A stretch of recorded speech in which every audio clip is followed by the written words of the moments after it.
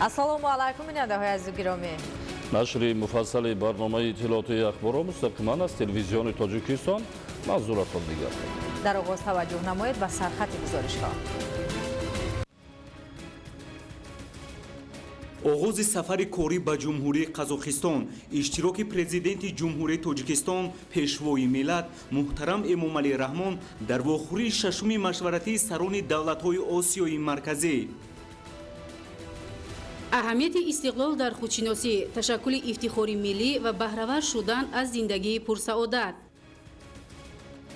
роҳҳои таъмирталаб дар шаҳри Турсунзода. чаро талабот барои солимии ҷомеа сарфи назар мегардад? фурӯши маводи ғизоӣ дар ҳолати ғайрисанитарӣ дар бозори Кангурт. шароиту имконияти омӯзиш мутобиқ ба талаботи байналмилалӣ, омодагӣ ба соли нави хониш дар донишгоҳи давлатии Хоруғ. истеҳсоли 50 намуди маҳсулоти саноатӣ дар шаҳри Бустон.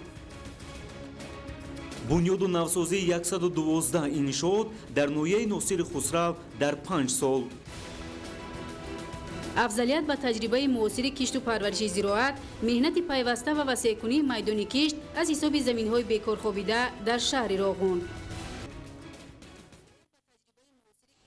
шарҳи пурраи хабарҳо. президенти ҷумҳурии Тоҷикистон, пешвои миллат муҳтарам Эмомалӣ Раҳмон пас аз иштирок дар вохӯрии шашуми машварати сарони давлатҳои Осиёи марказӣ аз шаҳри остонаи ҷумҳурии Қазоқистон ба ватан баргаштанд.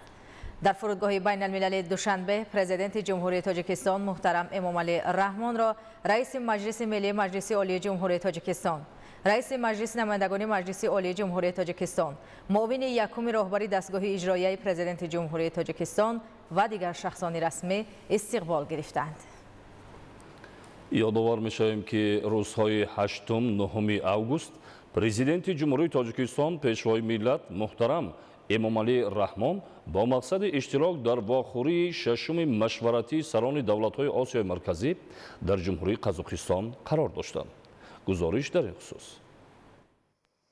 8 август президенти ҷумҳурии Тоҷикистон, пешвои миллат муҳтарам Эмомалӣ Раҳмон барои иштирок дар вохӯрии шашуми машваратии сарони давлатҳои Осиёи марказӣ ба шаҳри остонаи ҷумҳурии Қазоқистон ворид шуданд. дар фурудгоҳи байналмилалӣ ба номи Нурсултон Назарбоев президенти ҷумҳурии Тоҷикистон муҳтарам Эмомалӣ Раҳмонро сарвазири ҷумҳурии Қазоқистон Олҷас Бектенов ва дигар намояндагони воломақом гарму самимӣ истиқбол гирифтанд. ба истиқболи меҳмони олиқадр майдони фурудгоҳ бо парчамҳои давлатӣ оро ёфта, қаровули фахрӣ саф оростанд. 8 август дар шаҳри остонаи ҷумҳурии Қазоқистон дар ҳошияи вохӯрии шашуми машваратии сарони давлатҳои Осиёи марказӣ барномаи муштараки консертии Шоми дӯстӣ баргузор гардид. дар барномаи фарҳангии Шоми дӯстӣ президенти ҷумҳурии Тоҷикистон, пешвои миллат муҳтарам Эмомалӣ Раҳмон, президенти ҷумҳурии Қазоқистон Қосимҷомарт Токаев, президенти ҷумҳурии Қирғизистон Садир Жапаров, президенти ҷумҳурии Ӯзбекистон Шавкат Мирзиёев ва президенти ҷумҳурии Озарбойҷон Илҳом Алиев иштирок намуданд.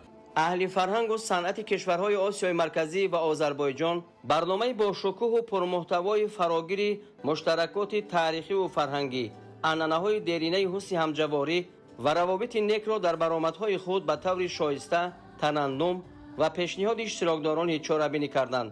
барномаи муштараки рангини консертии Шоми дӯстӣ хеле дилписанду фараҳбахш доир гардид ва меҳмонони олимақом ба ҳунару истеъдоди аҳли фарҳангу санъат баҳои баланд доданд.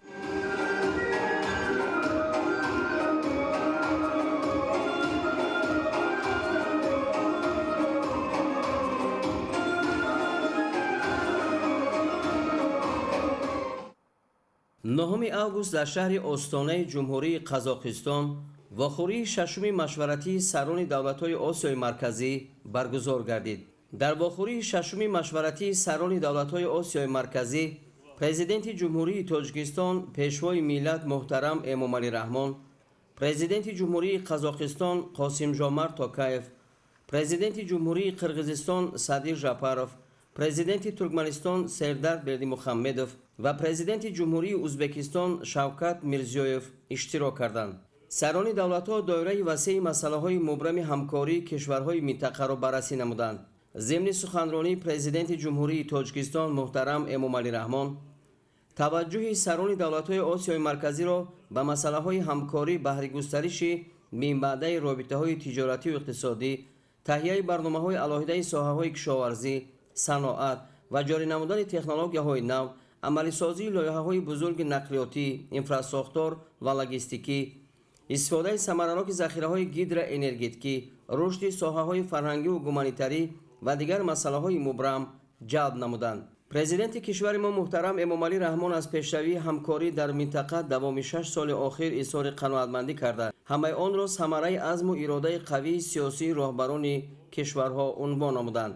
сарвари давлати мо иброз доштанд, ки дар шароити кунунии тағйироти босуръати ҷаҳон зарурати ташаккули дидгоҳи ягонаи ояндаи Осиёи марказӣ ба миён омадааст. президенти мамлакат муҳтарам Эмомалӣ Раҳмон таъкид намуданд, ки дар вохӯриҳои машваратии гузашта зиёда аз 100 пешниҳод ва ташаббус ба миён гузошта шуд, ки мавриди баррасӣ қарор дошта хусусияти дарозмуддат доранд. татбиқи ҳар яки он иқтидори рушди муштаракро зиёд мекунад. дар давоми 5 соли охир гардиши мол дар минтақа беш аз 80% афзоиш ёфта, аз $10 миллиард амрикоӣ боло рафт. президенти Тоҷикистон муҳтарам Эмомалӣ Раҳмон изҳор доштанд, ки дар сурати истифодаи самараноки иқтидори мавҷуда гардиши мол дар минтақа метавонад дар ояндаи наздик ба $20 миллиард амрикоӣ расад. аз ҷониби Тоҷикистон пешниҳод карда шуд, ки нахустин вохӯрии вазирони саноати кишварҳои Осиёи марказӣ соли оянда дар шаҳри Душанбе баргузор шавад. дар доираи вохӯриҳои машваратӣ ҳар сол баргузор намудани намоишгоҳҳои Экспо Осиёи марказӣ низ муфид арзёбӣ гардид. таҳкими ҳамкорӣ дар бахшҳои тиҷорати электронӣ, технологияҳои рақамӣ ва энергетика, бахусус энергетикаи сабз, заминаи калидии рушди иқтисоди сабз дар минтақа номида шуд. дар пасманзари афзоиши хатару таҳдидҳои ҷаҳонӣ сарвари давлати мо пешниҳод карданд, ки шаклҳои нави самараноки ҳамкорӣ дар соҳаи амният таҳррезӣ гардад. муҳтарам Эмомалӣ Раҳмон зарур шумурданд, ки механизмҳои ҳамкорӣ зичи мақомоти ҳифзи ҳуқуқ таъсис дода шавад. аз рӯи натиҷаҳои вохӯрии шашуми машваратии сарони давлатҳои Осиёи марказӣ санадҳои зерин қабул гардиданд. изҳороти муштараки сарони давлатҳои Осиёи марказӣ аз рӯи натиҷаҳои вохӯрии шашуми машваратии сарони давлатҳои Осиёи марказӣ, консепсияи рушди ҳамкории минтақавии Осиёи марказӣ 2040, харитаи роҳ оид ба рушди ҳамкории минтақавӣ барои солҳои 2025-2027, қарори вохӯрии шашуми машваратии сарони давлатҳои Осиёи марказӣ дар бораи мукофотонидани Мирзиёев Шавкат, президенти ҷумҳурии Узбекистон бо нишони фахрии сарони давлатҳои Осиёи марказӣ, нақшаи ҳамкории саноатии давлатҳои Осиёи марказӣ барои солҳои 2025-2027, ёддошти тафоҳум оид ба рушди марказҳои нақлиётиву логистикӣ дар давлатҳои Осиёи марказӣ, баёнияи остонаи вохӯрии шашуми машварати сарони давлатҳои Осиёи марказӣ, баёния аз рӯи натиҷаҳои вохӯрии якуми вазирони энергетикаи давлатҳои Осиёи марказӣ, қисмати дуюми нишаст бо иштироки президенти ҷумҳурии Озарбойҷон Илҳом Алиев, ки ба ҳайси меҳмони фахрӣ даъват шуда буданд, ва намояндаи махсуси дабири кулли Созмони Милали Муттаҳид Каха Имнадзе баргузор шуд. ҳамчунин бо иштироки сарони давлатҳои Осиёи марказӣ, президенти ҷумҳурии Узбекистон Шавкат Мирзиёев дар фазои тантанавӣ бо нишони фахрии сарони давлатҳои Осиёи марказӣ сарфароз гардонда шуд.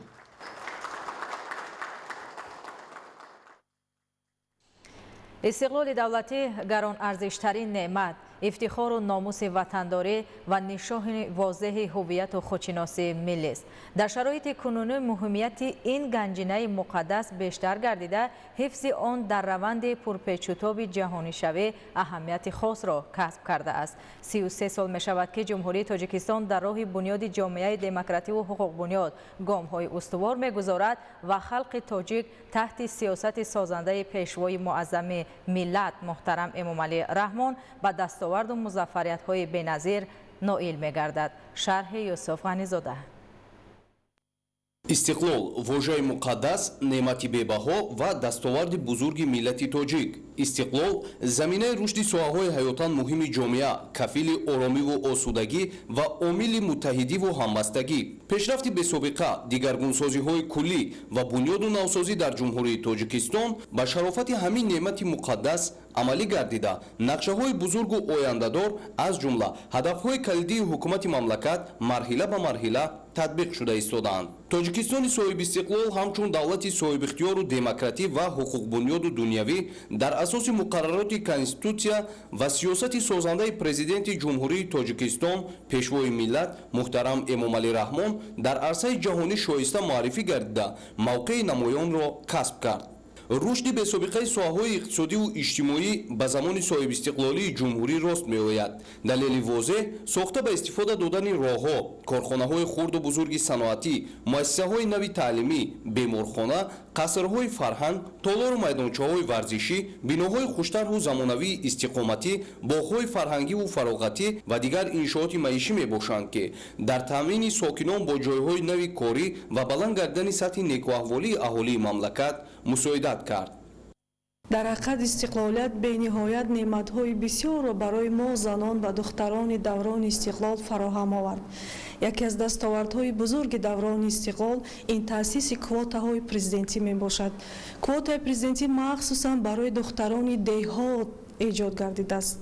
ҳамаи мо бо унвоне ки тибқи квотаи президентӣ таҳсил кардем афсонаро ба ҳақиқат табдил доданд, ки имрӯз метавонем зани тоҷик дар тамоми соҳаҳои гуногуни кишвар кор ва фаъолият дошта бошем. зеро зани муваффақ метавонад дар ҷомеа кадри муваффақ ва кадри донишмандро пешкаш мекунад. дар он рӯзгор ҳеҷ кас тасаввурам намекард ки ин иқдоми хуби роҳбари давлат як таҳаввулоте ба ҳаёти духтарони тоҷик мегардад, ки маҳз банда тибқи квотаи президентӣ ба донишгоҳи давлатии Кӯлоб дохил гардида, донишгоҳро бо дипломи аъло хатм намуда дар соҳаи омӯзгорӣ кору фаъолият дорам ва хушбахт аз онам ки омӯзгор ҳастам. шоистатарин иқдомоте ки дар ин давра роҳандозӣ гардид, ин таваҷҷӯҳ ба рушди илму фарҳанг ва варзиш мебошад. бо ташаббуси пешвои миллат муҳтарам Эмомалӣ Раҳмон ибтидо аз рӯзҳои аввали соҳибистиқлолӣ ба хотири рушди соҳаҳои маорифу фарҳанг тадбирҳои муҳим амалӣ гардиданд. муосиртарин шароиту имконият ҷиҳати илмомӯзӣ дар ҳамон муассисаҳои таълимӣ муҳайё гардида инфраструктури зарурии соҳа пурра таъмин карда шуд. ба хотири дастгирии ҳамаҷонибаи ҷавондухтарон аз шаҳру ноҳияҳои мамлакат ҷиҳати идомаи таҳсил дар муассисаҳои олии таълимӣ квотаҳои президентӣ ташкил гардид, ки тавассути он то имрӯз шумораи зиёди ҷавондухтарон донишгоҳу донишкадаҳои олии ҷумҳуриро хатм намуда дар соҳаҳои мухталиф фаъолият доранд. иқдоми дигар барои дастгирии қишрҳои ҷомеа дар ин давра роҳандозии озмунҳои ҷумҳуриявӣ аз қабили фурӯғи субҳи донои китоб аст. Тоҷикистон ватани азизи ман ва илм фурӯғи маърифат ба ҳисоб меравад, ки таҳти сарпарастии президенти ҷумҳурии Тоҷикистон муҳтарам Эмомалӣ Раҳмон ҳамасола баргузор мешаванд. халқи тоҷик аз сабори офтоб нурпайвандем у аз аҳли китоб. زند و پازند و اوستا داشتیم در جهان ما تخم دانش کاشتیم ای فروغی صبح دانایی درود جوش زن ای زنده دل ای زنده رود. من در آزمون جمهوریوی فروغ صبح دانایی از روی نامیناسیون معاصر تاجیک اشتراک نموده سزاوار جای اول گشتم. من مینتداری خود را به اساسگذار صلح و وحدت ملی پیشوای ملت پرزیدنت جمهوری تاجیکستان محترم امامعلی رحمان میرسانم که برای ما کودکان و جوانان چنین آزمون‌های خوب را تشکیل نمودند و من سعی و کوشش می‌نمایم که در دوره‌های میانبردم سزاوار جای گردم. با مقصد به معیارهای بین‌المللی مطابق گرداندن صفت تعلیم و فراهم آوردن شرایط مساعد برای تحصیل دانشجویان در دانشگاه دولتی خاروق به نام مایانشاه نظرشایف تدبیرهای ضروری اندیشیده شده. آمادگی‌ها به سال نو خوانش جریان دارد. معلومات بیشتر در گزارش تاجی نیسای فیض‌الله بیگ. حالا در دانشگاه هیئت پروفسوران و استادان برای در سطح ضروری استقبال نمودن سال خوانش 2024-2025 همه‌جانبه آمادگی دیده کارهای آبادانی و سازندگی را در سطح بلند بر راه مانده ایستادند. آمادگی به سال تحصیل نو یعنی سال تحصیل 2024-2025 در دانشگاه دولتی خاروق به نام مایانشاه نظرشایف عمطرفه رفته ایستاده است. تعمیر جاری صنفخانه‌های بر هوا لابراتوری‌های معاصر زمانوی همه طرفه تعمیر کرده شدند و برای قبول داوطلبان سال تحصیل 2024-25 آماده است. دانشگاه دولتی خوروغ به نام مویانشو نظرشایف دارای صنفخانه‌های تعلیمی، مرکزهای لابراتوری و اینواتسیونی، آزمایشگاه‌ها و دیگر اینفراساختور مهم بوده عین زمان به سال نو خونش آمادگی کامل دارد. بهبودی اینفراساختور تعلیم و تربیت، جهازانیدن صنفخانه و لابراتوری‌ها با تجهیزات نو و زمانوی برای دانش‌اندازی جوانان، درجه از خودکنی دانش‌های زمان معاصر، بنیاد خوابگاه‌ها امکان دست داد تا تعلیم در این بارگاه علم روز به روز بهتر و خوبتر شود. باعث قید است که با تشبث پیوسته حکومت مملکت در دانشگاه دولتی خوروغ به نام مویانشو نظرشایف 6 مرکز تعلیمی معاصر از نوسازی گردیدند که به بهبودی سطح و صفت تعلیم و عمل شوی یکی از هدف‌های سازنده حکومت مملکت رسیدن به صنعت‌کنونی با صورت کشور نگرانیده شدند. زیرا با تشبث‌های حکومت جمهوری تاجیکستان امروزها در دانشگاه، مرکزهای معاصر، آزمایشگاه‌های نو اینواتسیونی و صنفخانه‌های معاصر تعلیمی بنیاد از نوسازی گردیدند. این مرکزها در دایره تشبث‌هایی که از جانب رهبر دولت سالهای 2022-2026 سال رشد صنعت، دو مرکز خیلی موثر، مرکز تعلیمی سیاحی در دانشگاه دولتی خوروغ به نام مویانشو نظرشایف افتتاح نمودیم که دارای تمام تجهیزات‌های موثر تعلیمی پیشکش دانشجویان و ماجسترانتان و دکترانتا گردید. همچنین در دانشگاه یک مرکز خیلی موثر تجارتی و صاحبکاری به استفاده دادیم که دارای شرایط موثر تعلیمی، یعنی در این مرکز تمام تجهیزاتی که دسترس گردید تجهیزات نسل آخران می باشد و این امکانیت می دهد که استادان دانشگاه برای آماده نمودن کادرهای نوی جوابگو به طلبات جهانی، یعنی ما کادرها را آماده نماییم. باید گفت که همسالت در برابر طالب علمان مؤسسه های تعلیمی حدود ولایت بدخشان داوطلبان زیاد از دیگر گوشه و کنار تاجیکستان نیز شامل نام دانشجو در دانشگاه دولتی خوروغ می‌گردند و با استفاده از شرایط بلند تعلیم متخصصان صاحب کسب به کمال می‌رسند. امسال 87 نفر طبق کوتای پرزیدنت جمهوری تاجیکستان به دانشگاه دولتی خوروغ قبول کرده شدند که این امتیاز بزرگ و دستگیری نوبتی حکومت مملکت برای جوانان لیاقتمند ارزیابی کرده شد و فیصد معین دانشجو توسط کوتای پرزیدنتی را جوانان از دیگر شهر و ناحیه‌های مملکت تشکیل می‌دهند. در مجموع عین زمان دانشگاه با شرایط سازگار و آمادگی کامل سال نو تحصیل را انتظار بوده. هیئت پروفسوران و آموزگاران کوشش نموده ایستادند تا موادهای تعلیمی و لکسیه‌ها را پورا آماده نموده در جابجاکنی صنف‌های الکترونی، پروژکتورها و دیگر مسائل‌ها وابسته به تعلیم از خود حصه نظر گذارند. تاج‌نسای فیض‌الله بیگ، بیاض مظافرف، شهر خوروغ، اخبار. در حدود جماعت دهات رباط شهر ترسونزاده کارهای آبادانی با سهم ساکنان جریان دارد، ولی بعضی از قطعه‌های راه‌های محلی همان و تعمیر طلب باقی مانده است. فعالیت بنگاه‌های طبی نیز در شهر ترسونزاده بهبودی را طلب می‌کند. گزارش همکاران ما. آبادانی و سازندگی در دهات شهر ترسونزاده مرحله به مرحله به سطح صفتا نو برآمده. در این روند ساکنان نیز سهم باسزای خود را گذاشته ایستادند. در جماعت دهات رباط قسمی از راه‌های محلی حدود دهه‌ها بتون‌پوش و اسفالت‌پوش گردیدند، اما قطعه‌هایی هستند که همان تعمیر طلب باقی مانده‌اند. از جمله این مسیر که تا دهه‌های نزدیکوهی طول کشیده است در چنین وضع قرار دارد. هرچند قطعه‌های علاهیده این راه بتون‌پوش گردیده باشند هم، ولی تا کارهای تعمیری پورا به سامان رسانیده نشده است. مسئولین جماعت دهات رباط در چنین وضع قرار داشتن این راه محلی را چنین شرح دادند. که زیاده از 1 کیلومتر بین دهه دهوک شرکند منفرج کنیم در حال آماده باشی قرار دارد. بیتون با شغل و یک جای کردگیم باید مدت کوتاه‌ترین در ماه آگوست سال 2024 سپاریم. خیلی کن هست در حدود جماعت دهات که خیلی دهها کم بیش راهش تعمیر نکرده که من باوری کامل دارم که تا مدت 2025 پورا راه‌های حدود دهه جماعت دهات رباط و محله‌های دهه داخل دهه پورا منفرج و بتون‌پوش کرده می شود. سالمی جامعه در مد اول قرار دارد و بهتر گردانیدن سطح و صفت خدمت رسانی طبی در دهات نیز از تدبیرهای سری وقتی به شمار می رود. بنگاه طبی دهه شیرکند با بیشتر از 2500 نفر اهالی دهه‌های کدوچی، گراو و شیرکند خدمت رسانی می نماید. اما در اینجا با این مقدار اهالی 3 نفر کارمند ساحه طب فعالیت نموده ایستادند که با گفته خودی کارمندان مشکلی نارسایی کارمندان را احساس میکنند. سوزانداروها و دیگر ظرفهای از موادهای طبی خالی شده باید در قوطی مخصوص نگاه داشته شده توسط محلولها به ضرر گردانیده شوند، اما این بنگاه طبی چنین قوطیها را ندارد. یا حالت دیگر در خانه سلامتی دهه قیبچاق، اینجا حجتهای قبلا پر کرده شده در حالت زایل نگاه داشته می شود. در این برابر حجره از این بنا تاکنون تعمیر نگردیده است. مسئولین کمک اولیه طبی و سانیتری را که بنگاه‌ها و مرکزهای سلامتی در دهات به آنها وابسته شده است می‌باید جهت بهتر نمودن سطح و صفت خدمترسانی طبی و نگاه داشتن حالت خوب سانیتری در محل تدبیرهای سری وقتی اندیشند. فریدون سبحان، صدرالدین ابراهیم، شهر ترسونزاده، اخبار. ادامه اخبار. در بازار کانگورت ناحیه تیمور ملک فروشی محصولات خوراکه در شرایط غیر سانیتری به راه مانده شده است.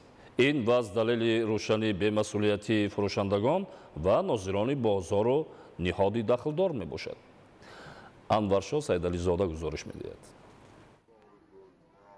در جمعه امروزه حمایت حقوق استعمال کنندگان یکی از مسائل مهمترین باید محسوب شود. بنابراین ضرور است که استحصال، واردات، حمایت و دسترس کنی محصولات استعمال کنندگان در بازارهای استعمالی زیر حمایت متخصصان نهادهای دخلدار قرار داشته باشد. هرچند که بارها توسط برنامه اطلاعاتی اخبار تلویزیون تاجیکستان اویدی رعایت نگردیدن طلبات قاعده‌های سانیتری و اپیدمیولوژی و بد بودن وضع بهداشت گرد و اطراف مال و محصولات به فروش گذاشته شده بخصوص محصولات گوشتی گزارش تحلیلی از بعضی ناحیه‌های منطقه کولاب پیشنهادی بیننده گردانیدیم، ولی حالا نیز از جانب برخی از فروشندگان چنین بی‌توجهی بر اعلام مشاهده می‌گردد. طور ضمنی نواربرداری عیان شد در جمعیت دارای مسئولیت محدود بازار کانگورت واقع در ناحیه تیمور ملک اکثر صاحبکارانی که به فروش محصولات گوشتی مشغولند تنها به دست آوردن منفعت اقتصادی خود را در مد اول گذاشته به تازگی گرد و اطراف و رعایت قاعده‌های سانیتری و گیگینی دقت نمی‌دهند. این گونه حالت حزن‌انگیز طبع مزاجان را خیره گردانیده همزمان باعث به پنهانشوی هر گونه بیماری‌های سیریاتی میان ساکنان می‌گردد. تامینات بازار استعمالی با محصولات خوش‌صفت و از جهت اکولوژی تازه یکی از شرط‌های اساسی سالمی جامعه به حساب رفته. کارمندان بازارها و مرکزهای سودا باید به این مسئله دقت مخصوص دهند. این منظره سوالی را می‌ماند که آیا این یا آن نهاد و خدمات دخلدار از چنین وضع خبر ندارند تا صدی راهی چنین فروشندگان گردند. بابت شرح حالت جای داشته و عامل اساسی خودنظری در این سمت مسئول را پرسان شده نتوانستیم، زیرا تنها صدای به گوش می‌رسید که گویا حاضری و زمان مسئولان رسیدن می‌آیند، ولی هیهات اطلاع داده شد که این بازار هر هفته روزهای پنجشنبه فعالیت نموده. در اینجا بیشتر ساکنان دهات ناحیه با فروش تمام محصولات نیازی مردم مشغول شده، از این حساب سطح زندگیشان را به می‌گردانند. نظارت و تامین امنیت عضوقواری همچون هدف استراتژی رسالت اساسی فعالیت کاری مقامات بخطری عضوقواری را تشکیل داده. ما از گسترش همکاری‌ها با جامعه شهروندی با راه ماندن کارهای فهماندهی جهت بلند برداشتن مدنیت خرید و فروش و استعمالی اهالی در این سمت امکان می‌دهد که ما به هدف خود یعنی تامین امنیت عضوقواری و بخطری آن نائل گردیم. از این رو مسئولان ساحه را می‌باید با درک برنده مسئولیت نظارت و تامین امنیت عضوقواری را در سطح ضروری به راه مانند. تنبشوی واسطه‌های نقلیات در راه ماشین‌گذار و پیاده‌گذار نزد بازار و نقطه‌های سودا و خدمت‌رسانی یکی از حالت دیگری نگرانی کننده محسوب می‌شود، زیرا این روند مشکلات هم پیاده‌گرد و هم رانندگان را به میان می‌آورد. تنبشوی واسطه‌های نقلیات از نوع نواربرداری هم از طرف پیاده‌گردان و هم از طرف رانندگان بر اعلی مشاهده گردید که از ناظران بازار و شعبه‌های بازرسی دولتی اتومبیل این ناحیه در این سمت نظارت پرزور تقاضا کرده می‌شود تا حرکت هم ساکنان و هم پیاده‌گردان به ممنوعیت تامین باشد. انورشاه سیدعلیزاده، سعید حمیدی شریف، ناحیه تیمور ملک، اخبار. با شرافت استقلال دولتی شهر و ناحیه‌های مملکت به مرحله نوی رشد وارد گردیده‌اند. با استقبال جشن 35 سالگی استقلال دولتی در شهر کولاب تدبیرهای آبادانی و سازندگی جریان داشته ساکنان در فضای امن و آسایشته زندگی شایسته دارند. عالم ناصرزاده گزارش می‌دهد. چگونگی حالت تازگی و آبادی هر خاندان از دیدن آستانه در حولی و خانه احساس می شود. شروع از درآمدگاه شهر در کلاب باستانی الکی با دیدن تازگی و آبادانی ها و روند کارهای سازندگی از معرفت بلند شهرداری ساکنان بشارت می دهد. شهر باستانی کلاب که تاریخی بیش از 2700 ساله دارد، با گذشت مرحله های گوناگون تاریخ ساکنانش رسم و آیین های ملی و فرهنگ و تمدن پرغناوت اجدادی ملت تاجیک را حفظ نموده امروز با جانبداری از سیاست پیشگرفته حکومت جمهوری تاجیکستان در فضای امن و آسایشته دیار حیات آسوده به سر میبرند. در نتیجه دستگیری های حکومت مملکت ва ташаббускориҳои сокинон давра ба давра симои шаҳри бостонии Кӯлоб зебову назарабо гардида, сатҳи зиндагии сокинон низ ба маротиб хубтару беҳтар гашта истодааст. айни замон сокинони на танҳо шаҳри Кӯлоб, балки тамоми қаламрави Тоҷикистон аз шаҳди истиқлол баҳравар гашта, оромиву амният ва осоиштагии комил дар ватани азизамон пойдор аст. шаҳри бостонии Кӯлоб чун як гӯшаи Тоҷикистони соҳиби истиқлол имрӯз дар марҳилаи рушду пешрафт қарор дорад. Сокинонаш бо изҳори қаноатмандиву шукргузорӣ аз фазои орому осуда ва ташаббусу дастгириҳои ҳамешагии ҳукумати ҷумҳурии Тоҷикистон дар шароити осоиштаи диёр зиндагӣ ва фаъолияти созанда доранд. Дар натиҷаи амалисозии тадбирҳои шоиста давра ба давра ин шаҳри бостонӣ ба худ симои нав гирифта, рушди бомароми соҳаҳо ба тадриҷ таъмин гашта истодааст.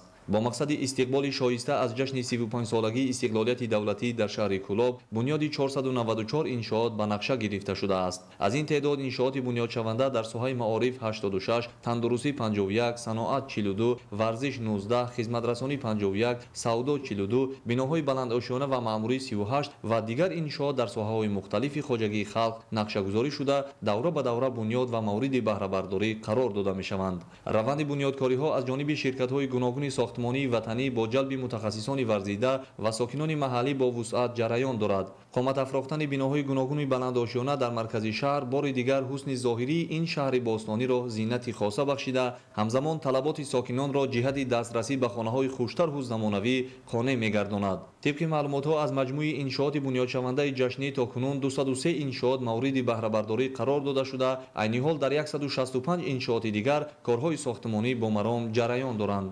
ин ҳама пешрафту шукуфоиҳо ва дастовардҳои рӯзафзуни сокинон пеш аз ҳама натиҷаи пойдории сулҳу субот ва амну осоиштагии комили ватан аст, ки барои мардуми шарафманди Тоҷикистон ҷиҳати таъмини зиндагии осоишта ва расидан ба фатҳи қуллаи мурод заминаи мусоид фароҳам оварда шуд.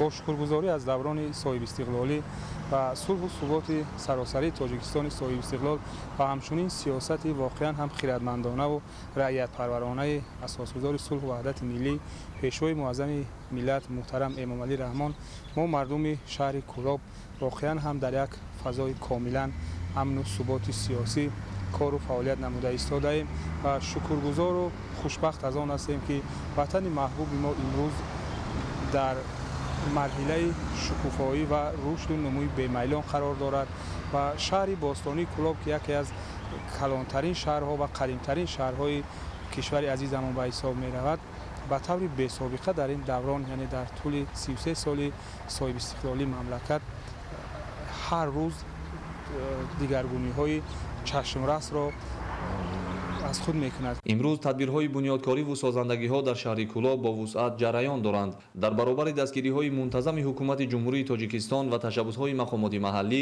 сокинону соҳибкорони ватанӣ низ баҳри ободиву осоиштагии ин гӯшаи диёр пайваста саҳмгузорӣ менамоянд.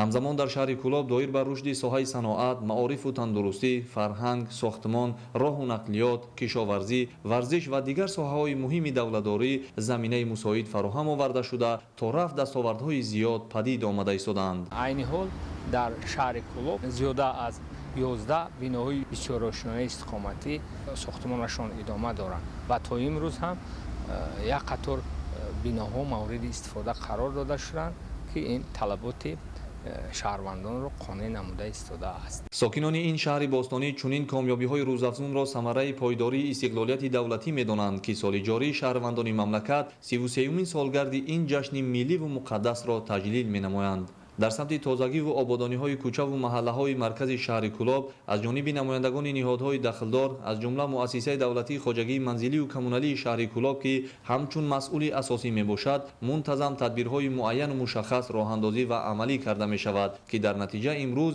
ин минтақа ба як шаҳри зебову дилоро ва макони писандидаи меҳмонони дохиливу хориҷӣ табдил ёфтааст. фазои шабонаи шаҳри бостонии Кӯлоб бо таъмини равшаннамоии хосаву насби чароғон ва фаввораҳои зебову рангоранг дар боғу гулгаштҳои фарҳангии фароғатӣ муҳити сайру сайёҳатро барои сокинону меҳмонон боз ҳам фараҳбахшу хотирмон мегардонад.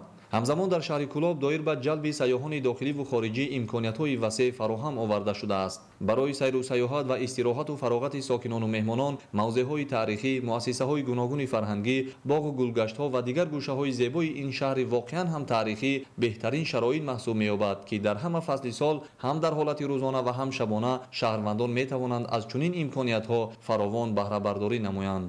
агар мо шомгоҳон ба хиёбонҳои шаҳр бароем ё ба гулгашту боғҳои фарҳангию истироҳатӣ агар як назар афканем, пур аз шодию нишоти хурду калон, хоса ҷавонону кӯдакон ҳаст. сокинони кишвар имрӯз изҳори қаноатмандӣ, шукргузорӣ ва ифтихор доранд, ки дар ҷумҳурии Тоҷикистон истиқлолияти воқеӣ пойдор буда дар чунин фазои орому осуда зиндагӣ ва фаъолияти созанда доранд. самараи неки истиқлол аст, ки имрӯз Тоҷикистон дар дунё чун давлати сулҳхоҳу сулҳпарвар шинохта шуда, таҷрибаи сулҳи тоҷикон манбаи омӯзиши ҷаҳониён гардидааст. истиқлолияти давлатӣ барои имрӯзу фардои дурахшони миллати тоҷик ҳама шароиту имкониятҳоро фароҳам оварда, ҳаёти орому осоиштаи сокинонро таъмин сохт. сокинони шаҳри кӯлоб чун дигар шаҳрвандони мамлакат ба дастовардҳо ва муқаддасоти миллӣ арҷгузор буда, сиёсати созандаву хиратмандонаи асосгузори сулҳу ваҳдати миллӣ, пешвои миллат, президенти ҷумҳурии Тоҷикистон муҳтарам Эмомалӣ Раҳмонро пайваста ҷонибдорӣ намуда, баҳри боз ҳам пешрафту шукуфоии бештари ватани азизамон Тоҷикистони соҳиби истиқлол ҳамеша саҳмгузоранд. Олим Носирзода, Хуршеди Нодирхон, шаҳри Кӯлоб, ахбор. дар ноҳияи Носири Хусрав бахшида ба ҷашни 35-солагии истиқлоли давлатӣ таъмиру азнавсозӣ ва бунёди 112 иншоот ба нақша гирифта шуда.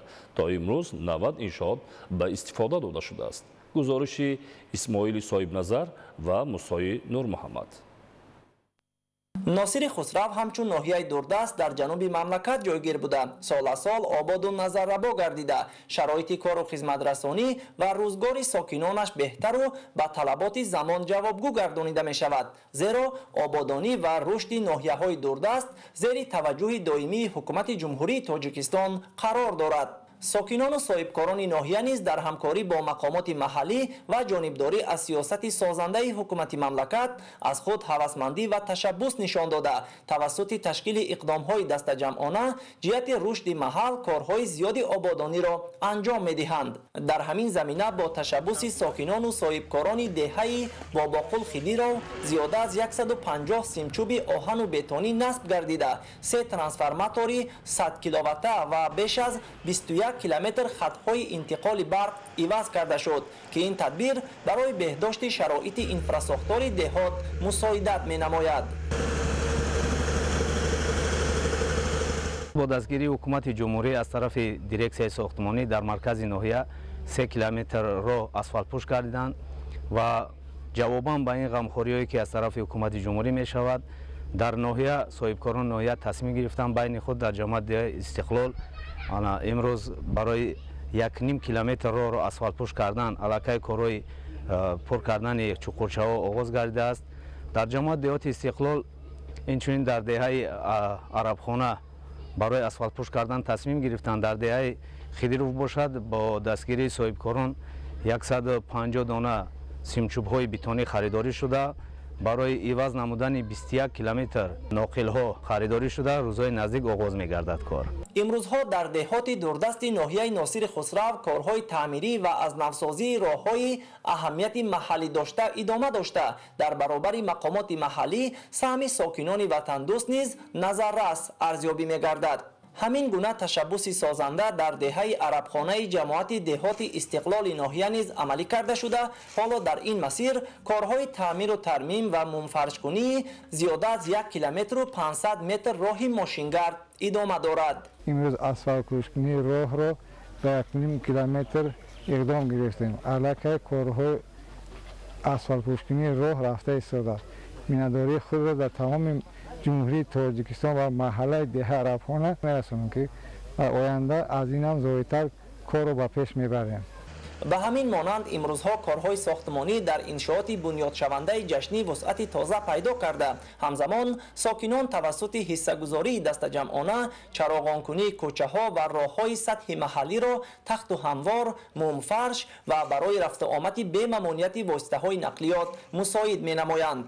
ба гуфтаи сокинон таи солҳои охир дар ин ноҳияи дурдаст биноҳои маъмурӣ, иҷтимоӣ, савдову хизматрасонӣ, варзишӣ ва дигар иншооти зарурӣ ки бо саҳми сокинону соҳибкорон бунёд гардидаанд барои муҳайё шудани шароити арзандаи кору хизматрасонӣ ҳамзамон барои таъмини сокинон бо ҷойи кор мусоидат намуда истодааст. طبق اطلاع مسئولین در ناحیه ناصر خسرو بخشیده به جشن 35 استقلال دولتی تعمیر و از نوسازی و بنیاد 112 انشاءات به نقشه گرفته شده تا به امروز 90 عدد آن مورد استفاده قرار داده شده است. اسماعیل صاحب نظر، موسی نور محمد، ناحیه ناصر خسرو، اخبار. در دوام 6 ماه سال روان کارگاه و کارخانه‌های صنعتی شهر بوستان به مبلغ 417 میلیون سومانی مال و محصولات استحصال نمودند. حالا در شهر 56 کارگاه و کارخانه صنعتی فعالیت داشته بیشتر از 50 نمود مال و محصولات استحصال می‌نمایند. گزارش عبدالوهاب عبدالستار و دلشاد یوسفی. زیاد نمودن حجم محصولات، تامین رقابتناکی، تشکیل جایهای کاری، تهیه عامل‌های هوسمندگردانی برای جلب سرمایه‌گذاری، تأسیس کلاسترهای صنعتی و بنیاد کارخانه و کارگاه‌های نو از جمله وظیفه‌هایی است که در برنامه صنعتی کنونی با سرعت جمهوری درج گردیده است. با اجرای پوره این وظیفه‌ها تاجیکستان از مملکت تولید کننده اشیاء خام به استحصال کننده محصولات نهایی تبدیل می‌یابد. با این مقصد در شهر بوستان ولایت سوخت کارگاه و کارخانه‌های نوی استحصالی بنیاد گردیده مجموعه محصولات صنعتی افزون کرده می شود. در شهر بوستان در روند تطبیق هدف چهارم ملی صنعتی کنونی با سرعت مملکت سهم صاحبکاران وطنی بیشتر بوده، این سهمگذاری هم در افزایش استحصال محصولات وطنی و هم در تامین ساکنان با جای کار و معاش خوب زمینه واقعی می‌گذارد. عین زمان در این شهر صنعتی در زیاده از 50 کارخانه استحصالی بیشتر از 50 نمود مال و محصولات وارداتی وصل کننده به راه مانده شده است. با اندیشیدن تدبیرهای ضروری از قبیل وارد نمودن خطهای نوی تکنولوژی و جلب سرمایه داخلی و خارجی، همساله در کارخانه های صنعتی شهر حجم استحصالات زیاد کرده می شود. طبق معلومات آماری در 6 ماه سال روان کارخانه‌های صنعتی شهر بوستان به حساب 417 میلیون سومانی محصولات استحصال نمودند که نسبت به همین دوره سال 2023 119 میلیون سومانی زیاد می باشد. در زیاد گردیدن حجم محصولات صنعتی سهم کارخانه میخ‌های پیچان جمعیت دارای مسئولیت محدود نورتز که ماه فوریه سال 2022 مورد بهره برداری قرار گرفته است نظررس می باشد. کارخانه مذکور در منطقه صنعتی شهر بوستان از جانب صاحبکاران وطنی با خرج 15.13 میلیون سومانی ساخته شده. در اینجا زیاده از 10 نمود میخ پیچان با شکل و اندازه‌های گوناگون که امروزها در بازار داخلی طلبات با آن بیشتر است استحصال کرده می شود. استحصال میخ‌های پیچان طریق معاصرترین خطهای تکنولوژی که از جمهوری مردمی چین دسترس و وصل و نصب کرده شدند صورت می‌گیرد. سال روان مرحله دوم کارخانه نیز مورد بهره برداری قرار داده شد. در کارخانه جدمن نورتز 10 نمودی میخوای پیچان استحصال کرده میشن که آنها امروز در بازار ما با آنها طلبات بسیار است استحصال کرده به سودا برآورده میشوند. اشیاء خام اساساً با ما از فدراسیون روسیه وارد میشود. تمام محصولاتی که در کارخانه ما استحصال کرده میشود به بازار داخلی برآورده میشود، به تمام بازار داخلی برآورده میشود و ما در نقشه داریم که به بازار بیرونی نیز صادرات رو براه مانیم. میخ‌های پیچان کارخانه اصلا برای نصب شیفر، گچ ساختن مبل و در مجموع جهت انجام کارهای ساختمانی پیش بینی شده. با گفته مؤسسان مهلت استفادهشان طولانی است و در همین زمینه از جانب استحصال کنندگان به صفت محصولات پره کفالت داده می شود. در وقت استحصال محصولات حجم کمی پرتاب به وجود می آید که آن هم در کارخانه‌های آهنگسازی دوباره مورد کارکرد قرار می گیرد. طبق معلومات در جمهوری طلبات به میخ پیچان در یک سال نزدیک 10,000 تن را تشکیل می‌دهد. با تاکید مسئولان اگر جمعیت دارای مسئولیت محدود نورتز اقتدار موجوده را پره به کار درآورد می‌تواند طلبات ولایت سوخت را پره با میخ پیچان تامین نماید.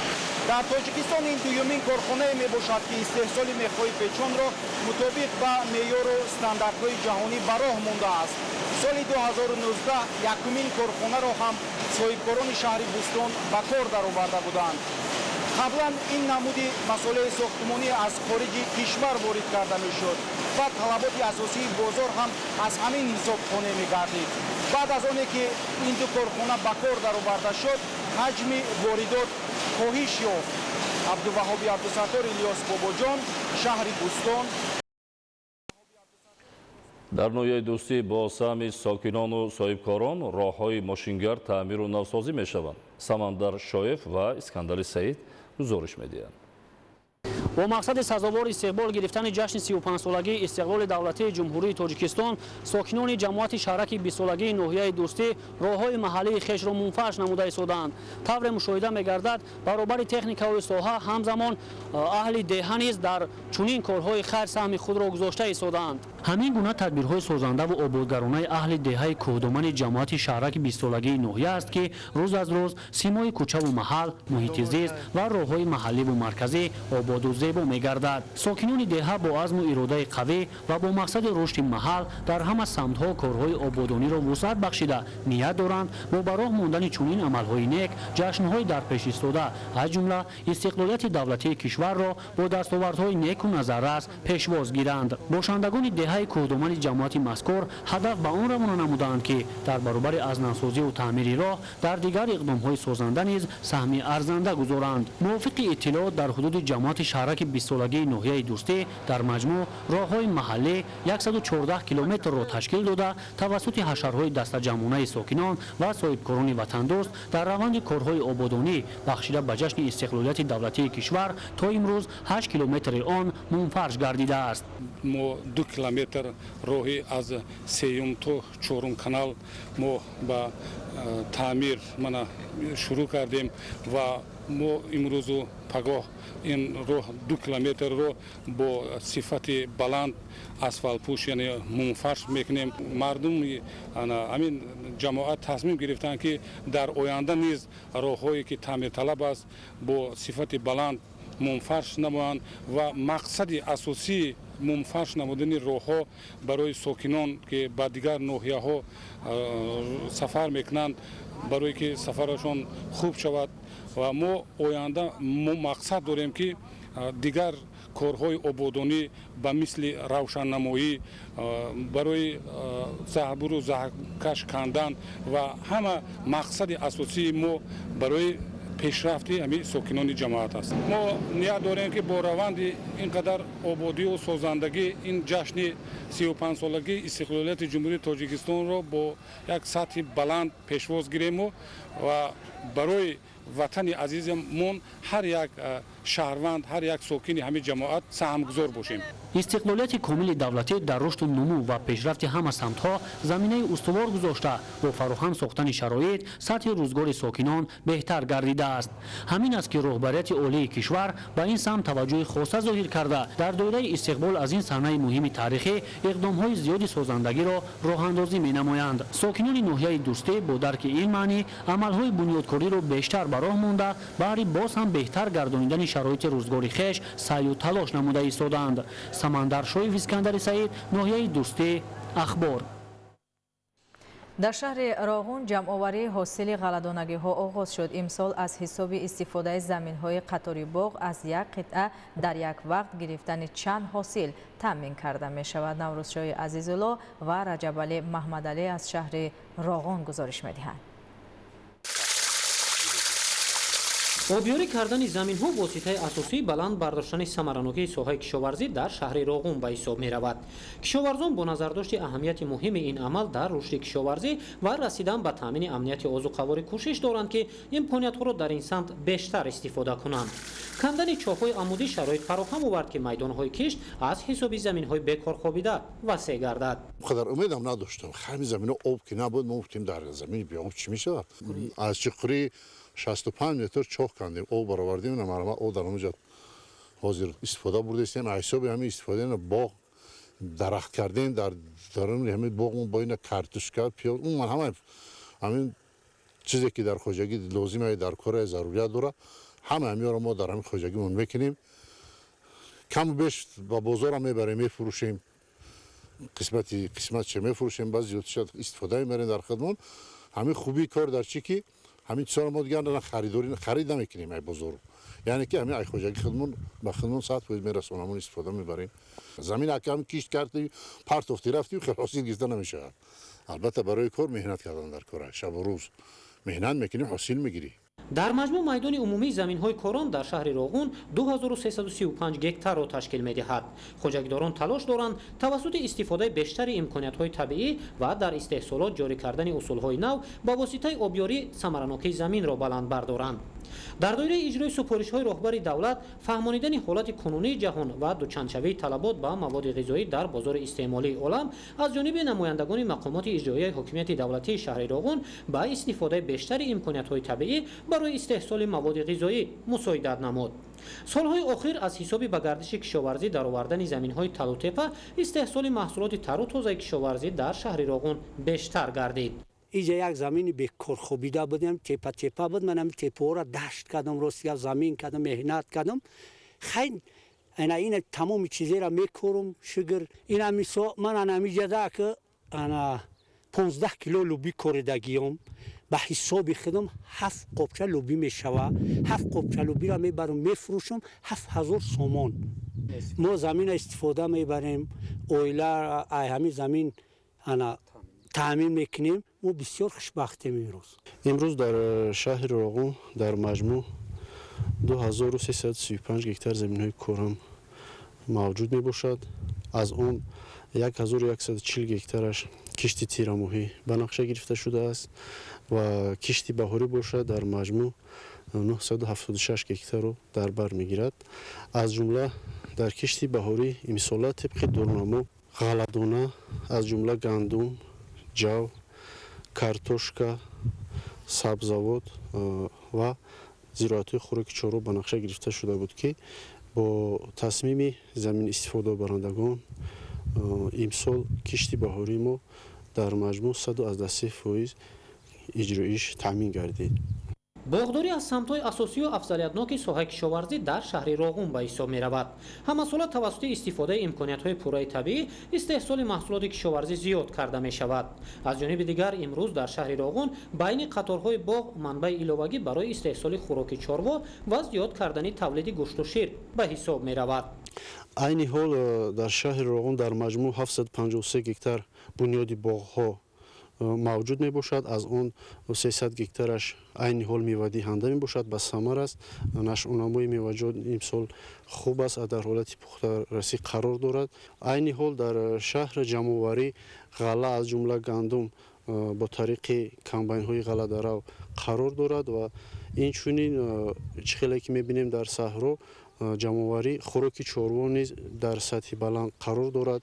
امسال خوراک چاروا از جمله علف‌های طبیعی یونوچقه در سطح بلند میباشد که خوجگیداران تصمیم گرفتند که همین سال ذخیره 2 ساله خوراک چاروا را یعنی که تامین کنند. حالا جمع‌آوری غله جریان دارد. روزهای نزدیک کشاورزان به بازار میوه و سبزیجات پیشنهاد میکنند. در شهر راغون میدان عمومی زمین‌های کوران برای گذراندن کشت نسبتاً کم است. همساله از حساب به گردش کشاورزی در آوردن زمین‌های تل و تپه بکار خوابیده، آبیاری میدان‌های نو و بلند برداشتن حاصلناکی، افزایش استحصال تامین و ثمراناکی بلند ساحه کشاورزی در شهر راغون تامین کرده می‌شود. نوروزی عزیزالله، رجبعلی محمدعلی، اخبار. соли гузашта боғдорони ноҳияи рашт беш аз 35 000 тонна мева истеҳсол намуданд. имсол бо мусоид омадани боду ҳаво кишоварзон ҳосили бештар интизоранд. идигули маҳмуд гузориш медиҳад. باغداری یکی از ساحه اساسی و پیشبرنده اقتصادیات ناحیه رشت به شمار رفته. در روند برنامه رشد ساحه مرحله به مرحله میدان باغ و استحصال میوه های خودصفت افزوده، این روند به تامین بازارهای کشورمان با محصولات وطنی و جایهای نوکاری مساعدت نموده ایستاده است. تا همین دوره سال جاری در ناحیه رشت 2850 خواجگی دهقانی فعالیت داشته.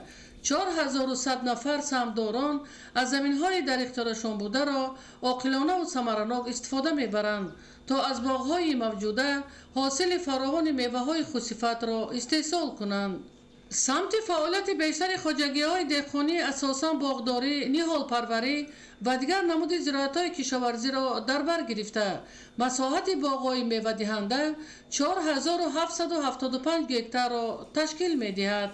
در ناحیه رشت با مقصد رشد ساحه باغداری یک قطار خواجگی‌ها به پرورش نهالان سیب و نوک مشغول می‌باشند که از این حساب میدان باغ‌ها افزوده ایستاده است. از جمله سال جاری در معرکه نهالشنانی اهل زحمت خواجگی‌ها در مساحت 17 گکتار باغ‌های نو بنیاد کردند. استفاده ثمرناک زمین در شرایط کوهستان یگانه راهی بلندبرداشتن زیست و زندگی هر یک خانواده به شمار می رود، زیرا منبع درآمد مردم اساساً از ساحه کشاورزی می باشد. از همه بیش در شرایط ناحیه رشت دهقانان از باغداری درآمد زیادی می گیرند، چون که اقلیم و شرایط محل اساساً برای رشد ساحه سازگار بوده. طلبات به میوه های خوشصفت وطنی خیلی هم زیاد است. خواجگی دهقانی به نام سفر 3 گکتار و 40 سوتیق زمین قطعه زمین داریم. از همین لحاظ ما کارتشکا پروری هم داریم. 2 گکتار باغ داریم که این ها در استفاده قرار دارد، مثلا یعنی میوه دهنده هم میباشد. این نهالایی که شما دیده سودین اینها زیاده از 5000 نهال میباشند که این حال از همین ها حیوان کرده از سیب‌های گوناگون هستند. از لایحه این مقصد ای کریپسون، گلدن، سمیرینکا چند نمودی سیب‌ها رو پیوند کرده شدیم. خواجگی همین دهقانی 7-8 اویله میباشیم که از همین درآمد همین خواجگی دهقانی به نهال پروری و کارتوشکا پروری، باغ پروری مشغول میباشیم. زندگی خود را برده شدیم. ما منتدارگی خود را به جناب عالی میرسونیم که امروز ما را همچون یک زمینی برای استفاده برای خواجگی دهقانی دادن.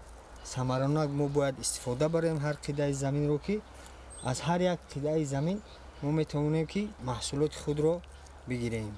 همه قطعه که از یک قسمتش نهال پروری میباشد، قسمت دیگرش باشد با سمت کارتوشکا پروری مشغول میباشیم.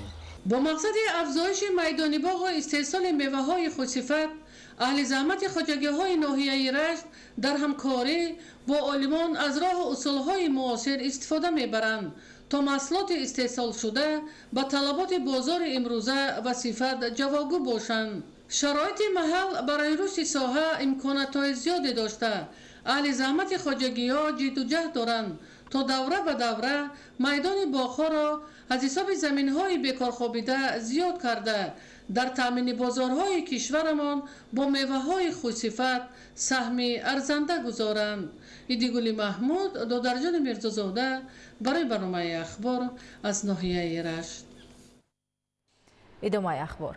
کروپسیا یکی از مشکلات جهانی معاصر به حساب رفته. جهت مبارزه با این ظهورات نامطلوب در تاجیکستان تدبیرهای مهم عملی می‌گردد. یکی از راه‌های اساسی مبارزه با عمل‌های کروپسیونی بالا بردن معرفت حقوقی شهروندان و انجام کارهای فهماندهی ارزیابی می‌شود. تفصیلات بیشتری موضوع در گزارش ظفر قیومزاده و بهادر قربان.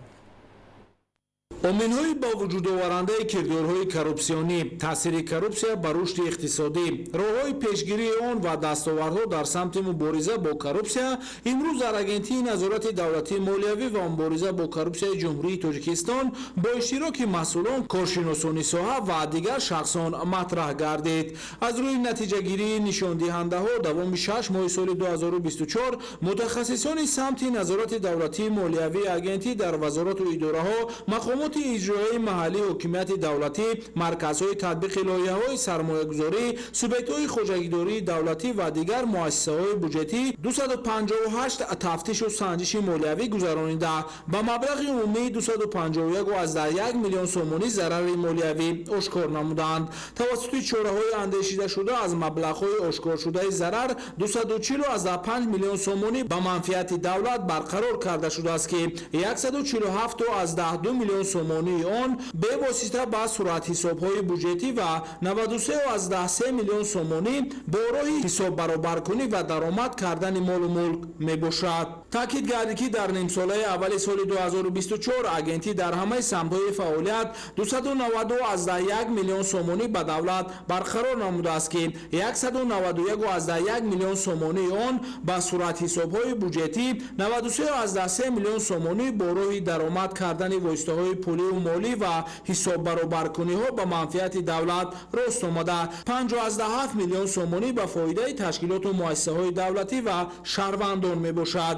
воидҳои ҳифзи ҳуқуқи агентӣ 1267 ҷинояти коррупсионӣ, иқтисодии хусусияти коррупсионӣ дошта ва дигар ҷиноятҳои ба мақомоти ҳифзи ҳуқуқ вобаста бударо нисбати 694 нафар ошкор намуда, тафтиши пешакии 381 парвандаи ҷиноятиро нисбати 460 нафар ба итмом расонида, бо тасдиқи фикри айбдоркунӣ ба судҳо ирсол намудааст. зимнан иброз гардид ки аз натиҷаи санҷишҳо, таҳқиқ ва тафтиши парвандаҳои ҷиноятӣ ҷиҳати бартараф намудани сабабу омилҳои коррупсионӣ ва шароитҳои ба онҳо мусоидаткунанда, унвонии вазорату идораҳо 1772 пешниҳод ва 734 дастури хатӣ ирсол гардида, бо баррасии онҳо нисбати 303 нафар ҷазоҳои интизомӣ татбиқ карда шуда, 106 нафар аз вазифаҳои ишғол намудаашон озод карда шудаанд.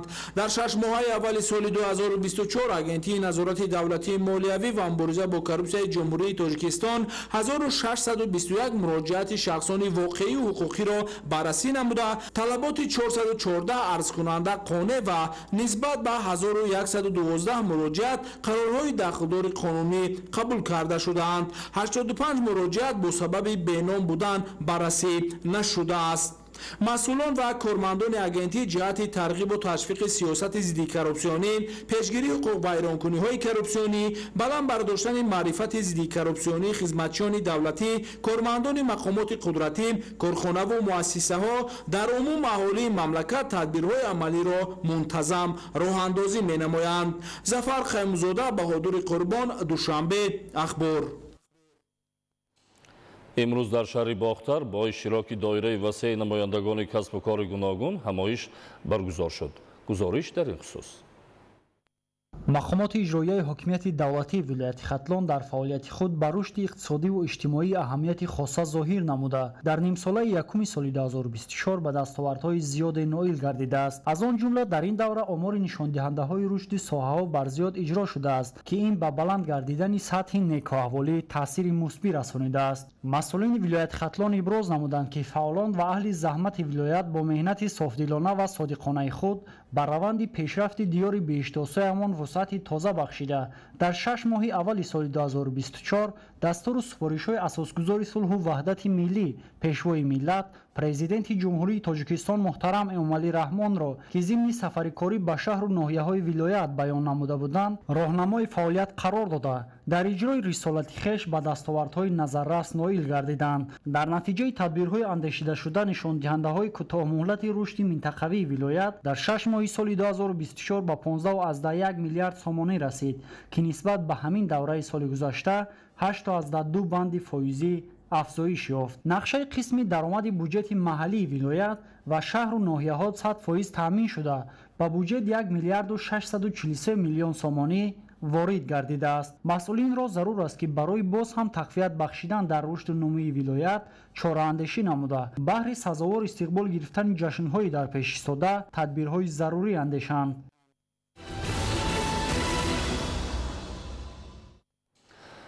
ба истиқболи ҷашни 35-солагии истиқлоли давлатӣ дар шаҳру ноҳияҳои мамлакат барномаҳои фарҳангии фароғатӣ баҳри таъмини истироҳату фароғати сокинон доир карда мешавад. гузориш дар ин хусус. сокинони ватандӯсту меҳнатқарини ноҳияи Кушониён ҷашни 33-умин солгарди истиқлоли давлатии меҳанро бо омодагии ҳамаҷониба, анҷоми иқдомҳои созандаву тозакориҳо, ифтитоҳи иншооти гуногуни иҷтимоиву хизматрасонӣ ва чорабиниҳои гуногуни фарҳангӣ, фароғатӣ ва варзишӣ истиқбол намуда истоданд.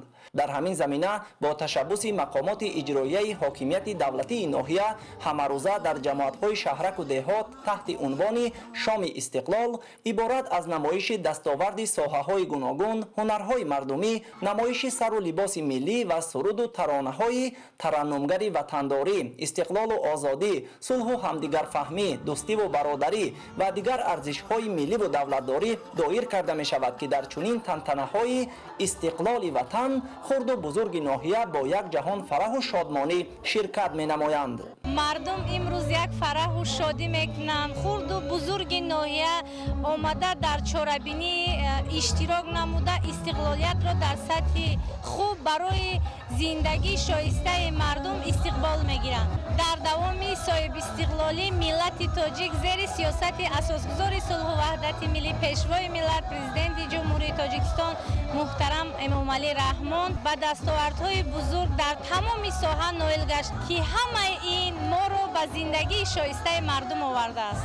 аз рӯҳияи болидаву ифтихори баланди ватандорӣ ҳар як сокини ноҳияи кӯшониён бар аъло эҳсос мегардад, ки давоми пойдории истиқлоли давлатӣ маҳз бо талошҳои асосгузори сулҳу ваҳдати миллӣ пешвои миллат президенти ҷумҳурии тоҷикистон муҳтарам эмомалӣ раҳмон сол аз сол ваҳдату ҳамдигарфаҳмӣ дар мамлакат мустаҳкаму қавӣ гардида мақому манзалати тоҷикистон дар арсаи байналмилалӣ ба маротиб боло рафта истодааст. дар фазои сулҳу суботи тоҷикистони азиз, ватани биҳиштосо, тамоми мардуми ноҳияи кӯшониён имрӯз пироҳани идона барбар карда шоми истиқлолро бо як ҷаҳон орзуи умед, бо як ҷаҳон садоқати ватандорӣ пешвоз гирифта истодаанд. ин аз он шаҳодат медиҳад, ки ҳар як хонадони тоҷик дар фазои сулҳу субот имрӯз истиқлолати тоҷикистонро бо як хушнудиву хушбахтӣ пешвоз гирифта истодаанд. ин ҳама шаҳодат аз он медиҳад, ки ҷашни 33-солагии истиқлола барои мо як ҷашни як дастоварди беҳад бузурге мебошад. дар гӯшаву канори ҷумҳури мо ҳама назар меафканем, мебинем, ки ҳама ба вақти хушу таби болида доранд, ҳама ҷо зебоӣ ба назар мерасад. маҳз пойдории истиқлоли давлатӣ ва сулҳу осоиштагӣ боиси рушду пешрафти тамоми самту соҳаҳои хоҷагии халқи мамлакат бахусус ноҳияи кӯшониён гардида сокинон бо дастуру ҳидоятҳои ояндасози роҳбари давлат ба зиндагии шоиста ноил гардида истоданд. исмоили соҳибназар, мусои нурмуҳаммад, ахбор. дар шаҳри душанбе ҷаласаи 21 ҳакамони озмуни байналмилалии санъати китоби давлатҳои аъзои иттиҳоди давлатҳои мустақил баргузор гардид. таваҷҷӯҳ намоед. ҳаминак маротибаи 21 аст ки озмуни байналмилалии санъати китоб миёни кишварҳои узви иттиҳоди давлатҳои мустақил баргузор мегардад. ин тадбир дар ҳоле рӯйдаст гирифта шуд, ки ҳанӯз аз соли 1999 аз ҷониби кишварҳои аъзо дар ин самт тавофуқоти ҳамкорӣ ба миён омадаву амалишавии онро сохторҳои марбут ба ин соҳа бар уҳда доранд. ҷониби тоҷикистонро дар ҳама тадбирҳо роҷеъ ба ин масъала вазорати фарҳанги мамлакат намояндагӣ мекунад. мизбони даври аввали озмунро ки баррасии китобҳо аст, имсол шаҳри душанбе бардошт дорад ва дар он 7 давлат Озарбойҷон, Арманистон, Беларус, Казоқистон, Қирғизистон, Русия ва Тоҷикистон иштирок мекунанд. Мы находимся в красивом, солнечном, зеленом городе Душанбе. Это большая честь, что очередное заседание проходит в этом городе. 21-е заседание международного конкурса искусства книги с государств стран СНГ проходит в городе Душанбе.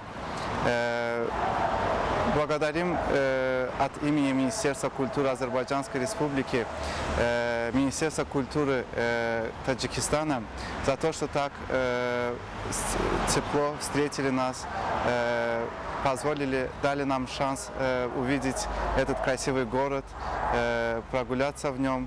А также мы за 2 дня на очень высоком уровне выполнили свою работу между странами СНГ. ёдовар мешавем ки моҳи июли ҳамин сол ҷаласаи навбатии шӯрои намояндагони доимии кишварҳои узви иттиҳод дар назди мақомоти оинномавӣ ва дигар ниҳодҳои иттиҳод дар шаҳри Мински, Беларусия баргузор шуд. дар тадбири имрӯза ки идомаи мантиқии ҳамин ҷаласа арзёбӣ мешавад, давлатҳои аъзо ҳам ҳузурӣ ва ҳам маҷозӣ иштирок намуданд. Конечно, главный мост дружбы – это книга издания, и мы приехали сюда, чтобы уже в 21 раз подвести итоги конкурса, международного конкурса, который называется «Искусство книги». Очень приятно видеть, когда книги про одну страну выпускаются в другой стране, когда выпускаются совместные издания между странами, когда издательства публикуют произведения друг друга. Это всегда очень сближает нас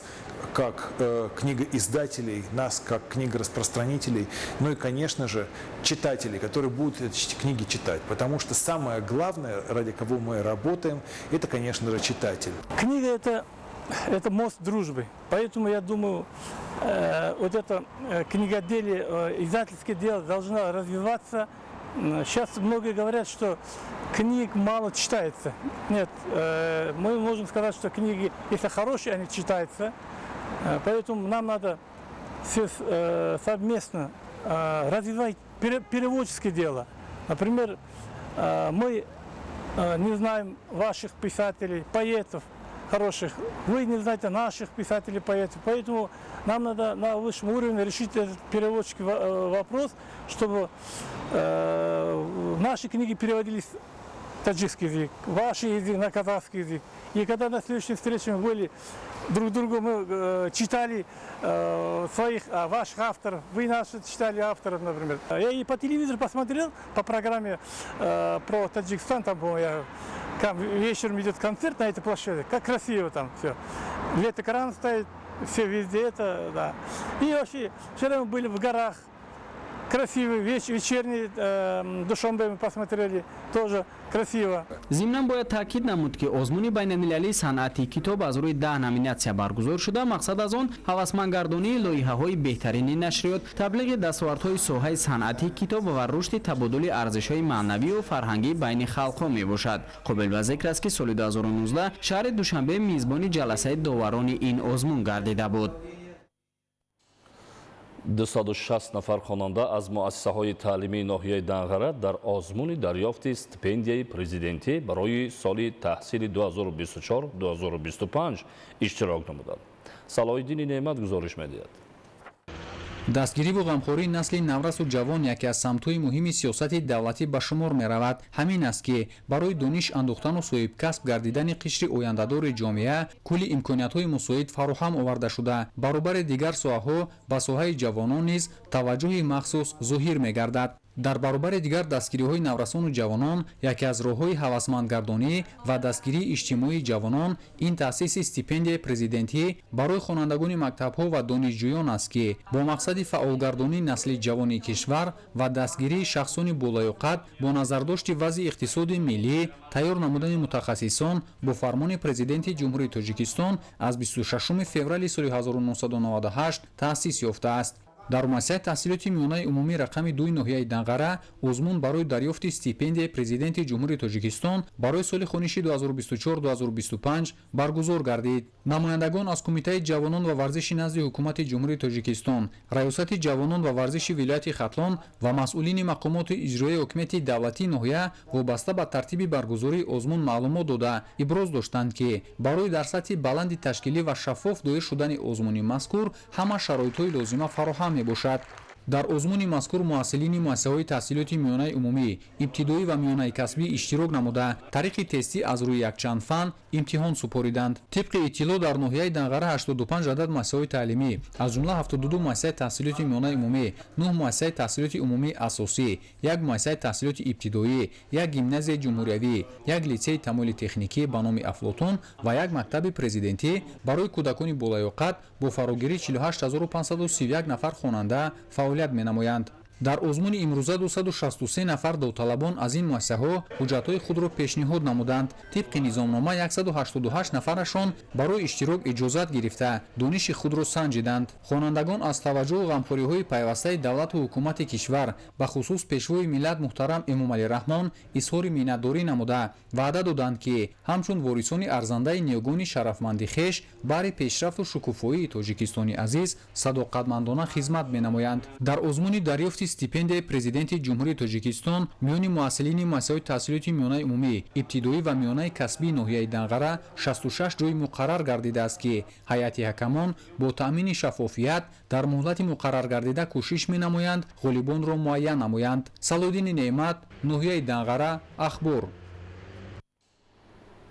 марҳилаи нави рушд бо консепсияи амал инкишофи бахшҳои муҳим аз ҷумла соҳаи маориф дар мамлакат бо дастовардҳои навбанав ба қайд гирифта мешавад. Инак дар ноҳияи шаҳри нав дар заминаи ҳадафҳои созанда имконоти зарурӣ дар соҳаи маориф муҳайё ва муассисаҳои таълимӣ ба соли нави таҳсил омода шудааст.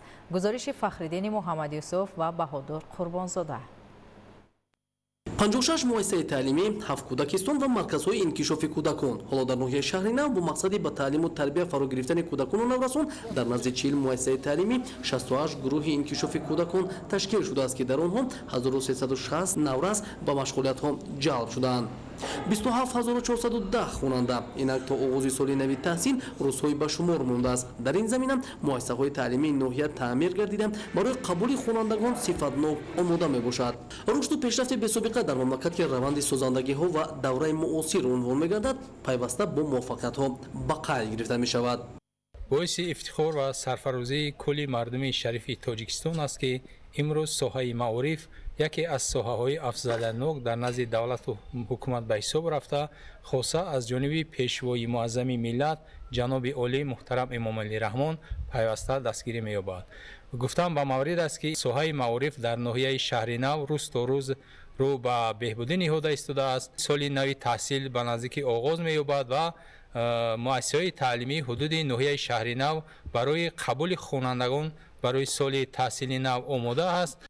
ноҳияи шаҳри нав татбиқи тарҳҳои муосир ва мутобиқсозии стандарти фаъолият ба талаботи замон дар соҳаи маориф аз рӯи омӯзиши талабот роҳандозӣ гардида натиҷаҳои назаррасро ба бор меорад. биноҳои муҷаҳҳаз бо имконоти фарохи таълим, масалан деҳаи роҳи нави ҷамоати деҳоти Истиқлол дар заминаи корҳои ободонӣ дар назди муассисаи таҳсилоти миёнаи умумии рақами 19 бо саҳми сокинон бинои нав бунёд шуда 8 синфхонаи иловагӣ ташкил гардид. бахшида ба ҷашни 35-солагии истиқлоли давлатии ҷумҳурии Тоҷикистон имрӯз дар назди муассисаҳои таълимии ҳудуди ноҳияи шаҳри нав сохтумони симхонаҳои иловагӣ қисман аз ҳисоби маблағҳои буҷети мақомоти иҷроии ҳокимияти давлатии ноҳия ва аз ҳисоби соҳибкорон ва сарпарастон идома дорад ва мо боварӣ дорем ки то оғози соли нави таҳсил имрӯз сохтумони симхонаи иловагиро дар назди муассисаи таълими рақами 19 ва дар назди муассисаи таълими рақами 53, муассисаи таълими рақами 35 мавриди баҳрабардорӣ қарор мегирад. ҳамин гуна татбиқи тарҳҳои муосири сохтмонӣ дар соҳаи маориф бо бунёди биноҳои нави таълимӣ аз ҳисоби маблағҳои буҷети маҳал ва саҳми сокинон бо марон амалӣ карда мешавад. айни ҳол тадбирҳо бо мақсади баландбардоштани сифати таълиму тарбия дар муассисаҳои таълимӣ ва мустаҳкам намудани пояи моддию техникии муассисаҳо пеш гирифта шуда бо натиҷаҳои назаррас татбиқ мешаванд. Фахриддини Муҳаммадюсуф, Баҳодур Қурбонзода, Ахбор, шаҳри нав. идомаи ахбор. дар доираи таҷлил аз рӯзи варзишгарони Тоҷикистон дар ноҳияи Ёвон як толори варзишӣ мавриди истифода қарор дода шуд. натиҷаи чунин иқдомҳои созанда аст ки имсол варзишгарони ноҳияи Ёвон дар мусобиқаҳои вилоятиву ҷумҳуриявӣ ва байналмилалӣ соҳиби 42 медал, 11 медали тилло, 6 нуқра ва 25 нишони биринҷӣ гардиданд. гузориш аз ноҳияи Ёвон. бо мақсади тақвият ва боз ҳам баланд бардоштани маърифати экологии сокинон дар заминаи нишондиҳандаҳои барномаи давлатии маҷмӯии рушди маърифати экологии аҳолии ҷумҳурии Тоҷикистон барои солҳои 2021-2025 дар ноҳияи Ёвон бо иштироки васеъи сокинону кормандони касбу кори гуногун тадбирҳои лозима анҷом дода мешавад. дар ҳамин замина бо ташаббуси бахши ҳифзи муҳити зисти ноҳияи Ёвон пайваста дар ҷамоатҳои шаҳраку деҳоти ноҳия аксия аксияҳои тозагии маҳал, тозагии соҳил ва тозагии шоҳроҳ гузаронида мешавад. дар тадбири навбатии экологӣ ки дар ҷамоати шаҳраки Ёвон гузаронида шуд, иштирокчиёни он дар баробари тоза намудани маконҳои ҷамъиятӣ назди ташкилоту идораҳо, соҳили ҷӯйбор ва дигар манбаъҳои обӣ ва шафати роҳу кӯчаҳо аз партов ва алафҳои худрӯй, ҳамчунин бо дар назардошти болоравии ҳарорати ҳаво ҷиҳати таъмини намнокӣ дар бехи ниҳолони шафати роҳу кӯчаҳо ва гулу буттаҳо аксияи обмонӣ низ доир намуданд. ҳафта дар ноҳия аксия мегузаронем. 270 рӯзи ободонӣ дар Тоҷикистон рафта истодааст. Мо тасмим гирифтем ки имрӯз дастаҷамона бо кӯчаву маҳалҳои шаҳраки Ёвон мо аксияи тозагӣ гузаронда кӯчаву хиёбонҳоро аз партовҳои тоза карда истодаем. бо таваҷҷӯҳ ба беҳдошти ҳифзи муҳити зист ва баланд бардоштани маърифати экологии сокинон дар доираи корҳои ободониву созандагӣ бахшида ба ҷашни 35-солагии истиқлоли давлатӣ бо ташаббуси масъулини ҷамоати шаҳраки Ёвон ва соҳибкорони маҳаллӣ шиору овезаҳои тарғибкунандаи мавзӯъ насби нишастгоҳҳо дар гулгашту хиёбон, таъмиру навсозии роҳравҳо ва гузоштани қуттиҳои партовпартоӣ идома дорад ки ин иқдом ба зебогии маркази ноҳия низ мусоидат мекунад. мувофиқи иттилои масъулин дар ҷамоати шаҳраки Ёвон, таъмиру азнавсозӣ ва бунёди 96 иншооти гуногун таъйинот ба нақша гирифта шуда, то ба ин муддат 11 адади он мавриди истифода қарор дода шуда, дар дигар иншооти ҷашнӣ корҳои сохтмонӣ идома дорад. мувофиқ ба талаботи меъмориву шаҳрсозӣ дар атрофи иншооти бунёдшаванда низ ба масъалаи ҳифзи муҳити зист таваҷҷӯҳи хоса равона гардидааст. тасмим гирифтем ки барои таъмин намудани маърифати экологӣ дар ҷамоати шаҳраки Ёвон як қатор корҳоро ба анҷом расонем. дар ҳамин раванд мо тавонистем ки қариб ки таи 10 километри роҳравҳои пиёдагар, ҷойҳои нишаст, ҷойҳои партовпартоӣ дар тамоми ҷамоати шаҳраки Ёвон қариб ки таъмин шуда истодааст. қариб ки ҳар бегоҳ дар ҷамоати шаҳраки Ёвон тамоми мардум ба сайругашт баромада дар ҷойҳои нишасте ки мо дар давоми манами соли 2024 сохта ба истифода додем, дар ҳамон ҷо нишаста дар ҷои партовпартоӣ партовҳои худро партофта ба ҳамаи талаботҳои шаҳрдорӣ ҷавобгӯ ҳастанд. масъулини бахши ҳифзи муҳити зисти ноҳияи Ёвон мақсад доранд ки минбаъд низ бо ҷалби васеи сокинон ва кормандони касбу кори гуногун чунин иқдомҳои марбут ба тозагии муҳити атрофро дар дигар ҷамоатҳои шаҳраку деҳоти ноҳия низ анҷом диҳанд. зеро ба андешаи мутахассисон амалӣ намудани ҳамин қабил чорабиниҳои оммавӣ имкон медиҳад ки тарзи ҳаёти солим ва маърифати экологӣ миёни сокинон тарғиб карда шуда, дар ин баробар муҳити атроф тозаву озода нигоҳ дошта шавад. бо мақсади тарғиби варзиши намуди футбол ва пайгирии ҳамаҷонибаст тарзи ҳаёти кормандони сохторҳои вазорати тандурустӣ ва ҳифзи иҷтимоии аҳолии ҷумҳурии Тоҷикистон мусобиқаи футболи хурд баргузор гардид. аз ҷаёни даври ҷамъбастии мусобиқа Ҷаҳонгир Сафарализода гузориш медиҳад. аз 3 июл то 8 августи соли равон мусобиқа оид ба футболи хурд байни дастаҳои муассисаҳои тандурустӣ ва ҳифзи иҷтимоии аҳолии мамлакат доир шуд. дар мусобиқаи футболи хурд 13 даста ва зиёда аз 150 футболбозон иштирок варзиданд. доварии бозиҳои мусобиқаро доварони дараҷаи ҷумҳуриявию байналмилалии Федератсияи футболи Тоҷикистон ба уҳда доштанд. дар маросими ҷанбасти мусобиқа аъзои кумитаи тадорукот, варзишгарон, дӯстдорони футбол ва намояндагони васоити ахбори омма иштирок доштанд. дар ҳамин варзишгоҳ бозиҳои финалӣ баргузор мегардад. барои ҷои сеюм дастаи маркази тиббии шаҳри рақами 1 бо дастаи қараболо шифобахш ва бозии финалӣ бошад дастаи хадамоти вазорати тандурустӣ бо дастаи донишгоҳи тиббии Тоҷикистон бозӣ карданд. ҳамин тавр барои ҷои сеюми мусобиқа дастаи маркази тиббии шаҳри рақами 1 бо дастаи маркази миллии тиббии Тоҷикистон шифобахш қувваозмоӣ намуд ки дар натиҷа дастаи шифобахш бо ҳисоби 3-1 пирӯз омада ҷои сеюми мусобиқаро ба даст овард. барои ишғоли ҷои якум дастаи хадамоти назорати давлатии тандурустӣ ва ҳифзи иҷтимоии аҳолии ҷумҳурии Тоҷикистон бо дастаи донишгоҳи давлатии тиббии Тоҷикистон ба номи Абуалӣ ибни Сино бозӣ намуд. бозии ин дастаҳо хеле ҷолиб сурат гирифт. Дар натиҷа дастаи хадамоти назорати давлатии тандурустӣ ва ҳифзи иҷтимоии аҳолии ҷумҳурии Тоҷикистон бо ҳисоби 5-1 ғолиб омада соҳиби ҷоми мусобиқа, медалҳои тилло, тӯҳфаҳои хотиравӣ ва ифтихорнома гардид. ҷои дуюм бошад насиби дастаи донишгоҳи давлатии тиббии Тоҷикистон ба номи Абуалӣ ибни Сино гашт. ғолибони ҷойҳои ифтихории мусобиқа низ бо тӯҳфаҳои хотиравӣ қадрдонӣ шуданд. футбол яке аз маъмултарин намуди варзиш дар Тоҷикистон ба ҳисоб рафта ҳаводорони зиёд дорад. барои рушди ин намуди варзиш дар Тоҷикистон тамоми шароитҳои аз ҷониби давлат фароҳам оварда шудааст. ҷаҳонгир Сафарализода, Баҳодур Қурбонзода, шаҳри Душанбе, Ахбор. тамошобинони азизу арҷуманд, ин буд барномаи иттилоотии ахбор. хайр, саломат бошед. салом бинандагони гиромӣ, шуморо бо вазъи ҳавои мамлакат барои пагоҳ 10 августи соли 2024 ошно месозем. агентии обу ҳавошиносии Кумитаи ҳифзи муҳити зисти назди ҳукумати ҷумҳурии Тоҷикистон иттилоъ медиҳад ки шабонарӯзи оянда дар вилояти Мухтори Кӯҳистони Бадахшон ҳавои тағйирёбанда пешгӯӣ мешавад. вазъи ҳаво дар ғарби вилоят шабона 15-20, рӯзона 29-34 дараҷа гарм мешавад. дар шарқи вилоят шабона 6-11, рӯзона 20-25 дараҷа гарм мешавад. дар вилояти Хатлон ҳавои тағйирёбандаи бебориш хоҳад шуд. вазъи ҳаво дар водиё шабона 22-27, рӯзона 38-43 дараҷа гарм мешавад. дар ноҳияҳои Доманакӯҳӣ шабона 20-25, рӯзона 30-35 дараҷа гарм мешавад. дар вилояти Суғд ҳавои тағйирёбандаи бебориш дар назар аст. вазъи ҳаво дар водиё шабона 22-27, рӯзона 33-38 дараҷа гарм мешавад. дар ноҳияҳои кӯҳӣ шабона 12-17, рӯзона 22-27 дараҷа гарм мешавад. дар ноҳияҳои тобеи ҷумҳурӣ ҳавои тағйирёбандаи бебориш хоҳад шуд. вазъи ҳаво дар водиё шабона 20-25, рӯзона 35-40 дараҷа гарм мешавад. дар ноҳияҳои кӯҳӣ шабона 14-19, рӯзона 28-33 дараҷа гарм мешавад. дар шаҳри Душанбе ҳавои тағйирёбандаи бебориш пешгӯӣ мешавад. вазъи ҳаво шабона 23-25, рӯзона 38-40 дараҷа гарм мешавад.